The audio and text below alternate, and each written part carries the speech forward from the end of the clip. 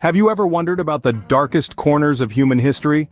Today, we lift the veil on one such corner, a chapter steeped in secrecy and horror.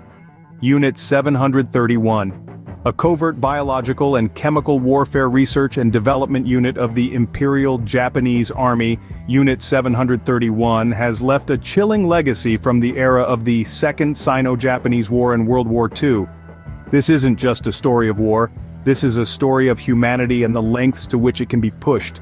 It's a tale of lethal experimentation on human subjects, a grim reminder of the depths we can plunge when morality is abandoned and power is unchecked. Understanding Unit 731 is crucial, not because it's a sensational dark tale, but because it's a part of our history, a testament to the horrors we are capable of inflicting upon each other. Let us delve into the chilling past of Unit 731.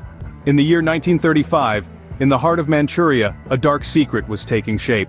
An ominous shadow was cast over the land as the Empire of Japan embarked on a chilling endeavor.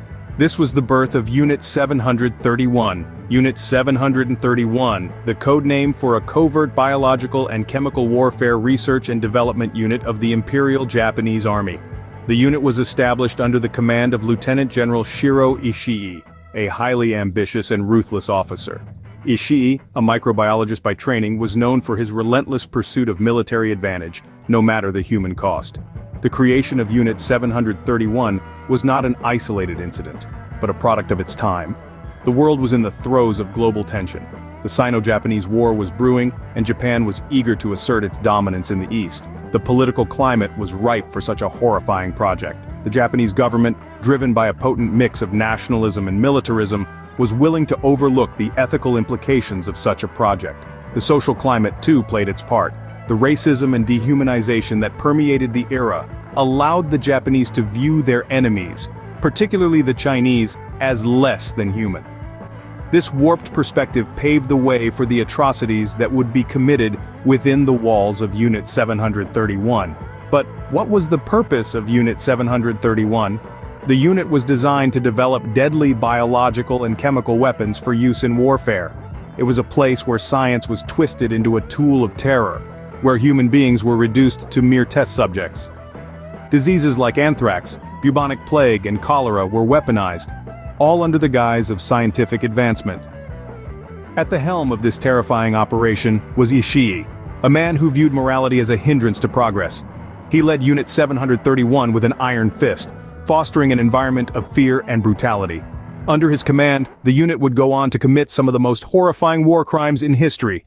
This was just the beginning of a horrifying journey. As we delve deeper into the story of Unit 731, we will uncover the true extent of the horrors that took place within its walls. Behind the walls of Unit 731, humanity was lost. Now we delve into the nightmarish reality that was the daily existence for the unfortunate souls trapped within this facility. Imagine, if you will, a place where the boundaries of scientific inquiry were not governed by ethics or morality, but rather by a perverse curiosity and a ruthless ambition for power. This was the grim reality of Unit 731, where human beings were reduced to mere test subjects in the most horrific of experiments. In the hidden chambers of this facility, scientists carried out vivisections on living prisoners without the use of anesthesia, all in the name of research. This grotesque procedure saw people dissected alive, their organs removed one by one, while they were fully conscious and could feel every excruciating detail. It was an unimaginable horror that defies comprehension. But the atrocities did not stop there. The scientists of Unit 731 also conducted germ warfare experiments, unleashing deadly diseases on their helpless captives. Prisoners were infected with diseases such as bubonic plague, cholera, and anthrax, among others, and then observed as their bodies slowly succumbed to these illnesses. The purpose? To study the effects and to weaponize these diseases for potential use in war. Other brutal procedures were carried out too, each more horrifying than the last. Prisoners were subjected to frostbite testing, where they were exposed to sub-zero temperatures until their limbs froze solid, only to be thawed out in an agonizing process. Yet others were used in bomb testing or subjected to lethal doses of radiation. It's important to note here that we tread a fine line between acknowledging these unconscionable acts and indulging in gratuitous detail. It's not our intention to shock or horrify, but to shine a light on a dark chapter of history that must never be forgotten and to pay tribute to the countless victims who suffered in silence. These were atrocities that would scar history forever. The echoes of their suffering still resonate today, serving as a stark reminder of the horrific depths humanity can plunge to when ethics and morality are cast aside. The world outside, however, remained blissfully unaware. While Unit 731 was perpetrating unthinkable horrors, the world beyond its walls knew nothing of its existence. How was such a dark secret kept under wraps? The answer lies in the cunning strategies employed by the Japanese government. The first method was disinformation. The Japanese government went to great lengths to mask the true nature of Unit 731. It was publicly known as the Epidemic Prevention and Water Purification Department, a benign name for such a sinister operation. This title suggested a focus on public health and sanitation, diverting any suspicions about the true nature of the activities taking place. The second strategy was the implementation of strict internal policies. Those working within Unit 731 were sworn to secrecy. They were strictly forbidden from discussing their work with anyone, including family members. Violating this code of silence carried severe penalties, including the threat of death. This cultivated an environment of fear and ensured that no information would leak out. But it wasn't just the workers who were silenced. The victims, too, were erased from existence.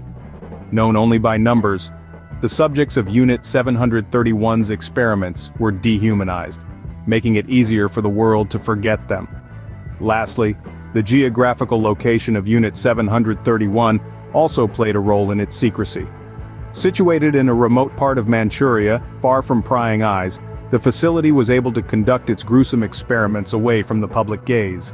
These tactics combined to form a shroud of secrecy around Unit 731, making it one of history's most closely guarded dark secrets. The world was kept in the dark, spared from the knowledge of the inhumanity taking place within the walls of Unit 731. But as we know, secrets have a way of surfacing. The world may have been kept in the dark for a time, but the truth has a way of revealing itself, no matter how deeply it's buried. The veil of secrecy was impenetrable, but not forever. In the aftermath of World War II, the world was shocked. The horrors of Unit 731, a chapter of history that had been shrouded in secrecy, finally came to light. The world learned of the atrocities that had been committed in the name of science, leaving everyone aghast and appalled. Post-war, the veil of silence lifted, revealing a chilling narrative of human experimentation, the scale and brutality of which were almost unimaginable. As the grim details emerged, the world recoiled in horror. It was a stark reminder of the depths humanity could stoop to, a dark side of the war that had remained hidden until then. But it wasn't just the revelations that left the world stunned.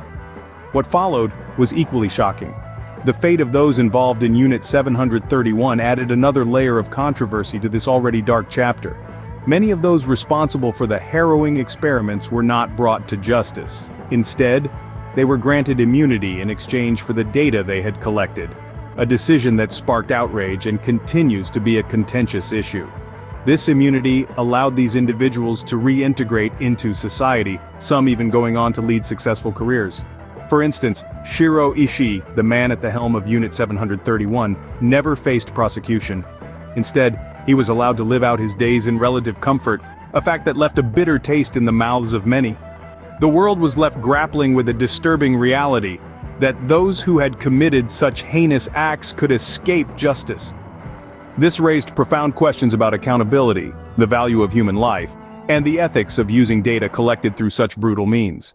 The legacy of Unit 731 serves as a grim reminder of the depths humanity can sink to. It forces us to confront the darkest corners of our past, reminding us of the need for vigilance, for justice, and for the protection of human rights. So what can we learn from the terrifying history of Unit 731? As we reflect on the dark tale of Unit 731, we are reminded of a time when human life was treated with shocking disregard. The birth of this unit, its horrific operations, the chilling silence, and the eventual unraveling of its secrets all serve as a stark reminder of the depths to which humanity can sink. This history underscores the importance of vigilance and transparency in our institutions. It serves as a potent reminder that power unchecked can lead to atrocities that echo across time. It is imperative that we remember these events, not to wallow in the darkness but to prevent such horrors from recurring. Unit 731's story is a testament to the importance of human rights, ethical research, and accountability. It's a grim reminder of the necessity to uphold these values, to prevent history from repeating itself. As we look back at the darkness of Unit 731, we must strive to ensure that such horrors remain firmly in the past.